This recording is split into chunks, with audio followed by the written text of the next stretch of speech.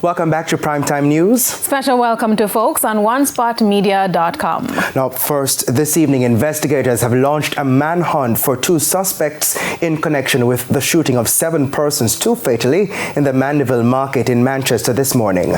The shooting happened amid a peace march organized by the Albion Primary School to decry the recent spate of crime and violence in the parish. Krista Campbell reports. It is a sad day, because while we were on the other side of town, speaking peace, something else was happening in the town of Mandeville.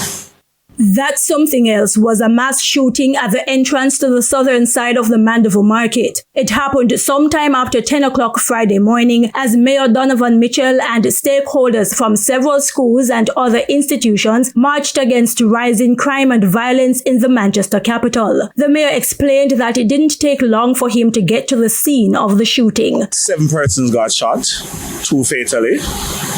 A young man and a young woman, one from South Manchester. The other one is from my division, the young man. As I speak now, I am at the hospital. I went to speak to the doctors. Actually, 2 are seen and sent home. 2 are now gone to do some diagnostic tests, and 1 is now still here doing some. The doctors are looking after him. The police have identified those killed as 30-year-old Melissa Merchant, a practical nurse of Warwick District, and Andre Bradford, otherwise called Prengy Boy, a resident of Royal Flat District. Investigators reported that Mr. Bradford was the target of the gunmen and that the other victims were struck by stray bullets while the gunmen were chasing Mr. Bradford. An eyewitness who was near the market at the time of the shooting explained what she saw. And I reached right at others when I heard shots. I thought it was the backfire of a bike. Then I saw 2 young men running and turned to Newley Road. They were pushing the guns in their pockets.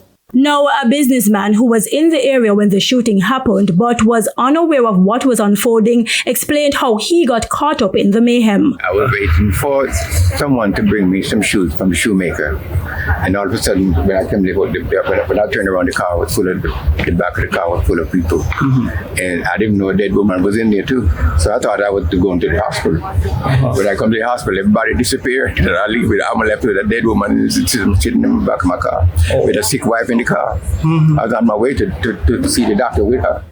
Meanwhile, in condemning the shooting, the mayor noted the crime situation in the parish is not as bad as it seems, as police say they have cleared up about 82% of shootings. However, he's appealing to residents. The young lady was just in the market doing her own business.